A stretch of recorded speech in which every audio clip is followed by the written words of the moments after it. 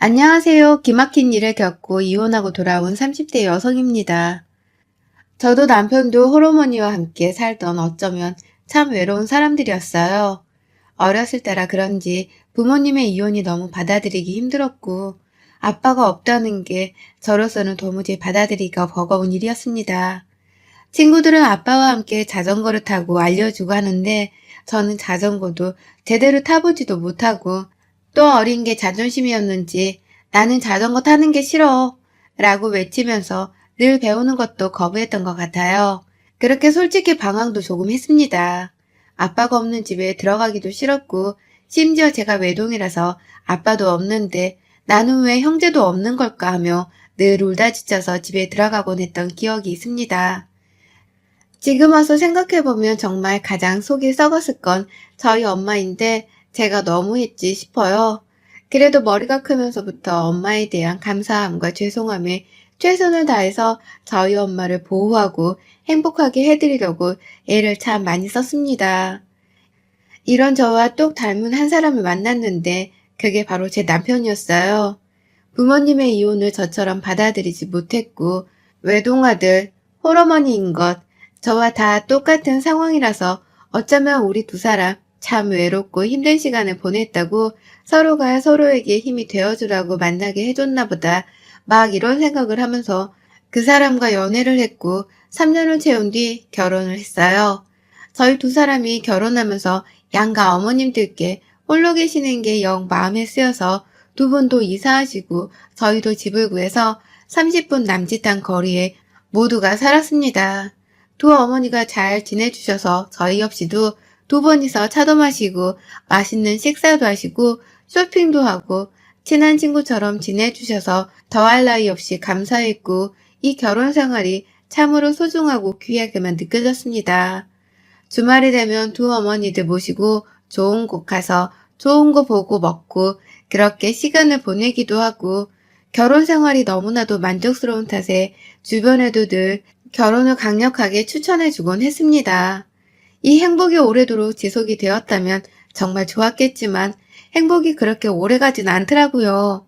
여자의 직감이라는 게 정말 무시할 게 아니라는 걸 이번 사건을 통해서 뼈저리게 깨우치고 말았습니다. 남편이 딱 특정할 수 있는 건 없지만 뭔가를 숨기고 있다는 느낌을 강하게 받았어요. 분명 뭔가 있는데, 있는 것 같은데 라는 생각을 했지만 딱히 결정적인 증거 같은 게 있는 게 아니라서 자꾸 찜찜한 기분만을 가지고 살았습니다. 남편의 이상한 행동들은 그냥 진동이 울리길래 전화 받으라고 건네주려고 핸드폰을 쓱 들었는데 그럴 때마다 남편이 막 기겁을 해요. 여보, 당신 전화 계속 오는데 받아봐. 아, 이걸 왜 만져? 내 핸드폰인데. 다음부터는 함부로 손대지 마. 아니, 그냥 전화가 계속 울리는데 모르던 것 같아서. 글쎄, 내 핸드폰에 손 대지 말라고. 저 또한 남편 핸드폰에 전혀 관심도 없는데 저렇게 질색팔색을 하니까 솔직히 오히려 더 수상하다는 생각이 들더라고요. 이뿐 아니라 결혼하고 칼퇴를 밥 먹듯이 하던 남편이 조금씩 이런저런 핑계로 귀가 시간이 늦어져서 설마 이 인간 바람이라도 피는 건가 싶은 마음에 남편의 행동들을 아주 주의 깊게 살펴봤습니다. 그런데 하루는 술을 잔뜩 마시고 들어와서 저에게 이런 말을 하더라고요. 미연아, 넌 내가 어떤 사람인 것 같아? 왜 이래? 술 많이 마셨어? 얼른 씻고 자. 그냥, 미연아, 말해줘. 내가 어떤 사람이었다고 해도 너는 나 믿어주고 사랑해줄 거지? 안 그래도 당신 요즘 이상하다 싶었는데, 뭐야? 무슨 일 있지? 말해봐. 아니야, 무슨 일은 무슨. 그냥 요즘 조금 답답하고 그러네. 무슨 일이 있는 것 같은데 말하기 곤란한 거야? 난 늘 당신 편이니까 무슨 일이든 나랑 같이 해. 나는 그럴 수 있으니까. 그래, 고마워. 역시 내 마누라지. 우리 내일 외식하자. 내가 예약해 둘 테니까 오랜만에 분위기 좀 내보자. 그래, 알겠어. 얼른 자자. 남편이 뭔가 저에게 말을 하려는 것 같았으나 말을 이어가지를 못했어요. 그래도 천천히 이 사람을 기다려줘야겠다 싶어서 다그치진 않았습니다. 이날을 계기로 뭔가 일이 있는 건 확실하다는 생각이 들었고, 조금 시간이 걸려도 천천히 입을 열 때까지 기다려주기로 했죠. 그 다음날 오랜만에 근사한 곳을 가서 스테이크도 썰고 와인도 마시고 기분 좋게 배불리 먹고 들어와서 2차로 맥주 한잔 하자는 남편의 말에 오징어도 굽고 그렇게 간단한 2차 준비를 하고 앉았고 충격적인 얘기를 들었어요. 미연아, 내가 너한테 하지 못한 말이 있어. 사실 내가 결혼하기 전에 만났던 사람이랑 동거를 했었어.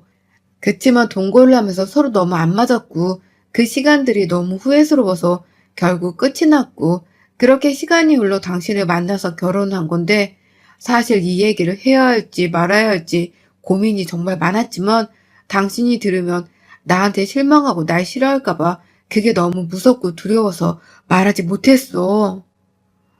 동거를 했었다고? 얼마나 만나고 얼마나 했었는데? 1년 정도 만났었고 동거는 4개월 하고 그렇게 아예 그 사람이랑은 끝이 났었어. 정말 미안해 미연아. 실망했지. 솔직히 실망하지 않았다면 거짓말이지만 어쩌겠어. 이미 지나간 과거이고 그런데 이제 와서 이 얘기를 오픈하는 이유가 있을 것 같은데 맞아? 어. 뭔데 그 이유가? 나도 지금 너무 혼란스럽고 힘든데 미연이 너가 충격받을까봐 입이 떨어지지를 않네. 그러니까 그 여자가 연락이 왔어. 그런데 사실 나랑 헤어졌을 때 임신 중이었고 자존심에 말하지 않고 혼자 키웠다고 하네. 그리고 내가 당신을 만난 것도 알고 결혼까지 하고 나니까 조금 속이 쓰렸나 봐. 아이 키우기에 양육비를 보태라고 연락이 왔어. 뭐라고? 애가 있다고? 아니 그걸 당신이 모를 수가 있어? 하, 이게 무슨 일이야 대체? 사실 나도 지금 너무 혼란스러워서 뭐가 뭔지는 모르겠는데 유전자 검사를 해봤더니 내 아이가 맞더라고. 미연아 미안해. 그래서 지금 당신은 어쩌겠다고 나한테 말하는 건데? 뭘 어쩌겠다는 건 아니고 이 사실을 당신에게 말하는 게 맞다고 생각을 했고 들어보니 혼자 애 키우느라 너무 힘든 것 같아서 매달 얼마라도 양육비를 보태주는 게 맞겠다 생각을 했거든. 근데 우리가 돈이 공용으로 쓰고 있으니까 당신 의견을 물어봐야 하니까. 진짜 마른 하늘에 날벼락을 맞은 듯 멍해지고 어이가 없더라고요. 솔직히 그 여자도 멋대로 아이를 낳았고 둘이 헤어지고 저를 만나기까지 텀이 6개월이나 있었는데 그동안에도 말이 없다가 이제서야 저랑 결혼해서 잘 사는 듯 보이니 배가 아파서 저러나 막 이런 생각밖에 안 들었습니다. 남편이랑 더 얘기해봤자 해결될 것도 없겠다 싶었고 그 여자와 저희 부부 이렇게 셋이 만나게 되었어요. 안녕하세요. 이철수 씨 와이프 김미연이에요. 아, 네, 안녕하세요. 전 이지수입니다. 어, 우선 얘기를 다 듣고 나온 거고, 아기가 지금 3살이라고 했죠? 제 조카랑 같은 나이라서 아는데, 돈 참 많이 들죠, 애 키우는데. 근데 그거 모르고 덜컥 혼자인 몸으로 애 낳으신 거예요?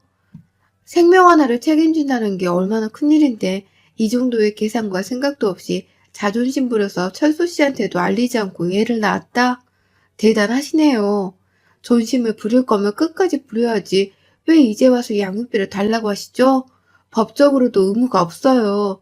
이건 그쪽이 제 남편에게 되려 법적으로 소송당할 수 있는 문제예요. 열받더라고요. 부들부들 떨리고 배가 아파 죽겠더라고요. 철수 오빠랑 저랑 얼마나 뜨거웠던 사이였는지 그쪽은 모르시죠? 오빠랑 저는 동거를 결정할 만큼 너무 깊은 사이였고 결혼은 그쪽이 아니라 제가 그 자리에 있는 게 맞았거든요. 이지수 하면 이철수, 이철수 하면 이지수. 이건 절대 바뀔 수 없는 공식과도 같은 딱 저희 수식어 같은 존재였어요. 동거를 하면서 많이 다투긴 했어도 그 사랑에 대한 변함은 서로 여전해요. 그냥 저희 자체니까. 그쪽이 현재 와이프일지는 몰라도 수식어와도 같은 저희 관계에 이래라 저래라 하실 자격은 없어요. 하, 사랑 타령으로 나오네. 근데 제가 생각보다 멘탈이 강해서 딱히 타격감이 없어요. 그냥 사랑 주절주절 하는 소리는 생략하고 결론만 말하죠. 그쪽이 제 남편 의견도 묻지 않고 낳은 애니까 알아서 하세요. 여지껏 가끔 사랑타랑하고 싶으면 하시던지 말던지 겨우 그 정도 돈 거? 과거? 제가 뭐 울고불고 제 남편을 잡을 것 같나요? 한심하네요. 정말 불안정했고 믿음 신뢰가 부족해서 결국 헤어진 게 그쪽 현실 관계이고 이 정도의 사건에도 흔들림이 없는 신뢰도 두터운 부부의 연을 맺은 게 저희 관계예요. 알아들었을 거라고 생각하고 여기서 그만하죠. 이미 저 여자를 만나러 갈 때 남편에게 단 한마디도 하지 말라고 신신당부를 했고 선전포고 경고를 제대로 날려주기 위해서 굳이 먼 걸음 발걸음을 했던 터라 이 정도로 말을 했으면 알아들었겠지, 문제 없겠지 생각을 하면서 집으로 돌아갔어요. 미연아, 고맙고 미안해. 당신도 나랑 같은 의견 맞는 거지? 혹시 뭐 도와주고 싶다는 그 마음 여전한 거 아니지? 아, 그럼 당연하지. 연락처도 썩 차단하고 그럴게. 근데 당신 그 애 봤어? 응. 아이한테 아빠 역할 해주고 싶은 마음 없어? 솔직했으면 좋겠어. 어차피 이렇게 된 거 더 숨길 것도 없잖아? 나중에 가서 뒤통수 치지 말고 솔직해줘. 진짜 괜찮아. 그냥 저 애구나. 이런 생각만 들었고 내가 키운 것도 아니고 존재도 몰랐어서 그런지 괜찮더라고. 남편이랑은 이렇게 정리를 했고 굳이 이 사실을 두 어머니께 알리진 않았습니다. 뭐 좋은 일이라고 동네방네 떠드나 싶어서 저희 부부선에서 정리를 하려고 했죠. 너무 이상할 정도로 조용한 나날들이 시작되었지만 저는 그냥 이 평온함을 즐기면서 남편과 조금 틀어진 믿음과 신뢰를 다시 쌓고 다시금 단단해지려고 노력을 많이 했습니다. 그리고 저희도 이세를 준비하면서 더 이상 우리 부부에게 큰 문제는 없을 거라고 그렇게 믿고 또 믿었어요. 스트레스도 풀 겸 지인을 만나서 쇼핑을 하고 밥 먹고 그렇게 시간을 보내다 날도 추워지고 해서 저희 친정엄마 거 스카프 하나를 사다 문득 시모가 생각나서 시모꽃도 하나 더 사고 얼굴도 볼 겸 겸사겸사 시댁으로 갔습니다. 평소에도 비밀번호를 오픈하고 늘 누르고 들어갔기에 그날도 당연히 누르고 깜짝 서프라이즈로 시댁에 갔는데 꼭 오늘 시댁에 가고 싶던 여자의 직감은 정말 무시할 수 없었는지 엄청난 광경을 보게 되었습니다. 그 여자랑 시모 그리고 아이와 남편이 밥을 먹고 있더라고요. 그것도 너무 편안한 차림으로 말이죠. 멀리서 보면 한 가족이라고 해도 다 믿을 것 같은 분위기였고 저는 진짜 어이가 없어서 말을 내뱉지도 못하고 그 자리에 멍하니 서 있었어요. 미연아, 당신이 여길 왜 왔어? 아니, 연락도 없이. 얘 너는 오려면 연락을 하고 와야지. 이렇게 풀쓰고니? 이게 지금 뭐 하는 짓이야? 아니, 미연아, 우선 내가 다 설명할게. 앉아봐. 이거 지금 오해니까 내 말을 들어봐봐. 설명해. 아니, 오빠. 어머님, 제가 얘기할게요. 저랑 오빠 둘째 가졌어요. 안 그래도 제가 지금 극초기라서 그쪽이랑 상대하기 힘들 것 같아서 어찌해야 할지 어머님이랑 오빠랑 고민했었는데 자리를 알아서 마련해 주셨네요.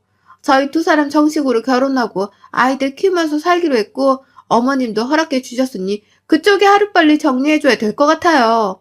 계속 오빠가 그쪽이랑 같이 있는 것도 너무 화났는데 오늘부터 오빠 저 집에 안 가도 괜찮겠다. 아유, 그래. 미연이 너한테는 미안하지만 어쩌겠냐. 둘이 좋아 죽겠다는데 팔도 안으로 굽는 거지. 내 아들이 원하는 걸 내가 안 들어줄 수 있겠냐? 저렇게 이쁜 손주도 있고 뱃속에 아이도 있는데 애들을 생각해서라도 둘이 결혼해서 사는 게 맞지 안 그러냐? 너는 혼자 몸이고 똑똑하고 예쁘니 새 출발도 얼마든지 할 수 있을 거 아니냐? 대단들 하시네요, 정말. 근데 제가 너무 분해서 순순히 못 물러나겠다면요? 당신 내 성격 알지? 아니깐 뒤에 숨어서 이러고 있던 거겠지? 그리고 이지수 씨, 이철수 가져요. 근데 과연 당신이랑 영원할까? 저렇게 줏대 없는 남자가 과연 당신이랑 눈 안 돌리고 살 수 있을까요? 지금은 당신한테 이철수 주는데 언제고 내가 다시 흔들면 안 넘어올까? 늘 그렇게 애 둘 키우면서 불안해 살면 될 것 같네. 나는 심심하면 그쪽처럼 등장해 줄 테니까 잘 지켜보고.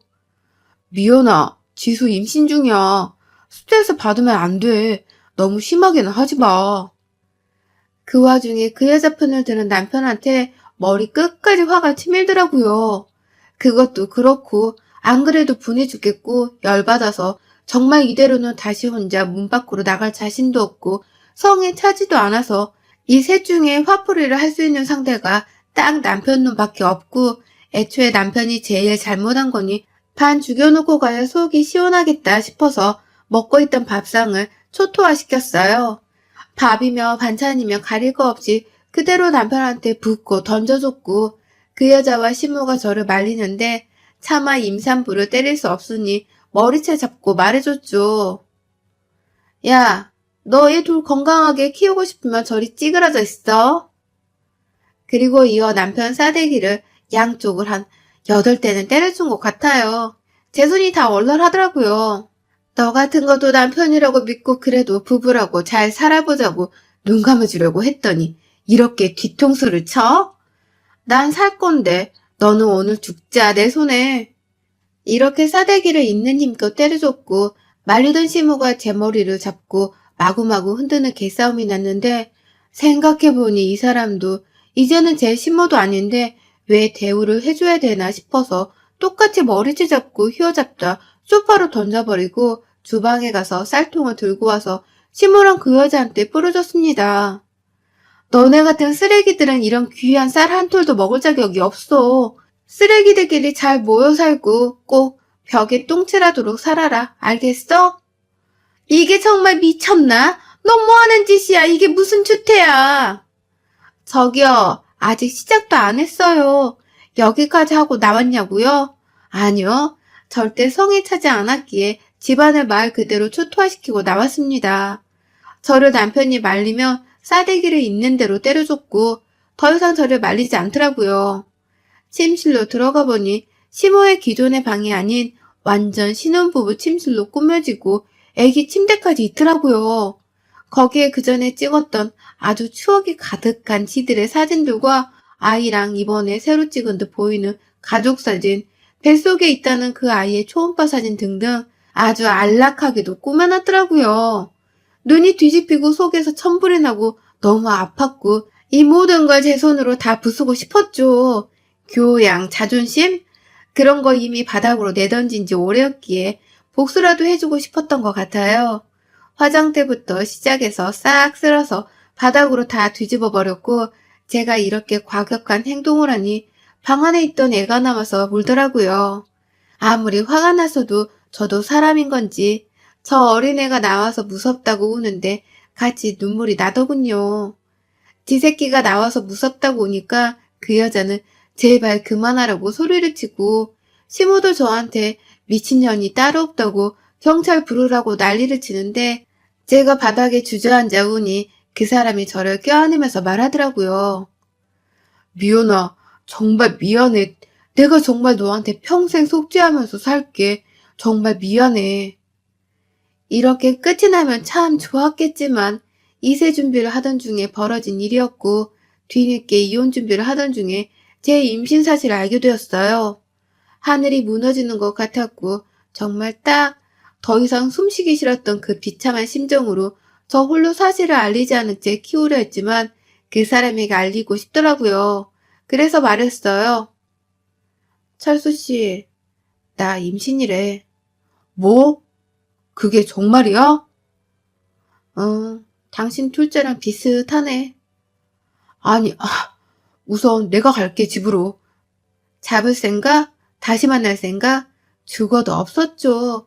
저런 버러지 같은 사람이랑 아이를 낳고는 절대 못 살죠. 당연히 제가 홀로 이 아이를 책임지고 키우려고 했지만 그 여자도 남편도 시모도 모두 제가 겪는 고통을 느꼈으면 하는 마음으로 알린 겁니다. 그 짧은 사이에 그 여자랑 살면서 너무나도 힘들었던 남편은 제발 우리 다시 잘해보자며 저에게 빌었습니다. 정말 소름이 끼쳤습니다. 미연아, 정말 내가 미쳤던 것 같아. 그냥 나는 솔직히 지수보다는 애들 때문에 애들이 하나도 아니고 둘이니까 내가 책임지는 게 맞다고 생각을 했던 것 같아. 근데 도저히 지수 쟤랑은 못 살겠어. 이렇게 당신이 임신도 한 거 보니 하늘의 뜻인 것 같아. 내가 평생 당신 곁에서 아이랑 당신을 위해서만 살 테니까 우리 모든 걸 다 다시 시작해보자, 여보. 이제서야 안 맞니, 그 여자랑? 당신은 너무 멀리 갔어. 당신에게 말한 이유는 평생 괴로워하면서 살으라고 단 하루도 마음 편한 날 없이 그렇게 어딘가에서 자라고 있을 네 아이와 네가 처참하게 버린 여자를 떠올리면서 그렇게 살아. 울고 불고 난리를 치는 남편과 이 소식을 접한 시몬은 저에게 장문의 문자와 전화가 미친 듯이 왔고 후에 알게 된 내용인데 저 여자가 시모와 남편이랑 매일같이 싸우고 너무 안 맞았다고 하네요. 가정적이지도 못했고 그래서 결국 이 둘은 시작도 못하고 쫑이 났고 그 가졌다는 둘째도 그 여자가 아이를 지워버렸다고 해요. 발목 잡으려고 했는데 너 같은 거랑 못 살겠다며 얘도 필요 없다고 지웠다는데 과연 이게 아이를 키우는 엄마 입에서 나올 수 있는 말인지 너무 충격적이긴 했지만 임신 중이었기에 최대한으로 신경을 쓰지 않으려고 애쓰며 시간을 보냈습니다. 하루가 멀다 하고 시무와 남편이 찾아와서 빌고 또 빌고 그러는 동에 스트레스가 너무 심해졌고 혹여나 아이에게 악영향이 미치지 않을까 싶어서 친정엄마랑 상의 끝에 주거지부터 연락처 모든 걸 싹 옮겨버렸습니다. 제가 어디 있는지를 알면 언제 어떤 방법으로 저와 아이에게 접근할지 모른다는 생각에 그게 너무 싫었거든요. 친정엄마랑 더 큰 집으로 이사를 하고 함께 살기로 했는데 처음에는 저희 엄마께서 너무 무너지시고 힘겨워하셨지만 제가 씩씩하게 잘 견뎌내는 모습에 엄마도 조금씩 힘을 내고 계시더라고요. 엄마가 제 친구이고 남편이고 아빠이고 엄마이고 그렇게 저희 두 사람과 아이 이렇게 살고 있습니다. 아이가 태어나고 제가 정말 아무것도 몰랐기에 힘들었던 부분이 한두 개가 아니었는데 친정엄마 찬스로 함께 아이를 키워나가고 있어요. 아이를 키우기 위해서 벌이가 있어야 하기 때문에 고심 끝에 집 근처에 가게를 내서 엄마랑 저랑 교대로 한식집 하나를 운영하면서 살고 있답니다. 사실 태어나서 가장 불행했고 아팠던 일이었거든요. 남편을 정말 많이 사랑했고 신뢰했고 존경도 해서 처음 저 사실을 알았을 때도 속상함에 나 몰래 참 많이 울었지만 그래도 우리 부부가 잘 헤쳐나가면 된다고 생각을 했기 때문에 그렇게 해보려고 했지만 결국 이렇게 제 뒤통수를 치고 그 여자를 택한 남편 때문에 모든 게 무너졌던 것 같습니다. 지금이야 뭐 사랑이랑 감정이나 미련 같은 것도 없을 만큼 저희 친정엄마와 아이만 바라보면서 그렇게 살고 있지만 아이 얼굴을 보면 그 사람이 얼굴이 겹쳐서 그럴 때는 가끔 그때의 감정이 떠오르긴 해요. 그 사람을 참 많이 닮은 아이지만 인성만큼은 그 사람을 닮지 않기를 바래서 귀한 아이만큼 오냐오냐 하지 않고 올바르게 성장시키기 위해서 노력하는 엄마가 되려고 해요. 그리고 아빠의 빈자리를 느낄 틈 없이 온몸을 다해 사랑으로 이 아이를 예쁘게 키우려고 합니다.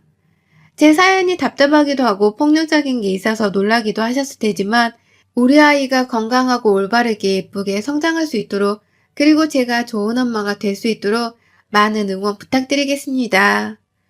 여러분의 생각은 댓글로 남겨주세요. 오늘도 시청해주셔서 정말 감사합니다.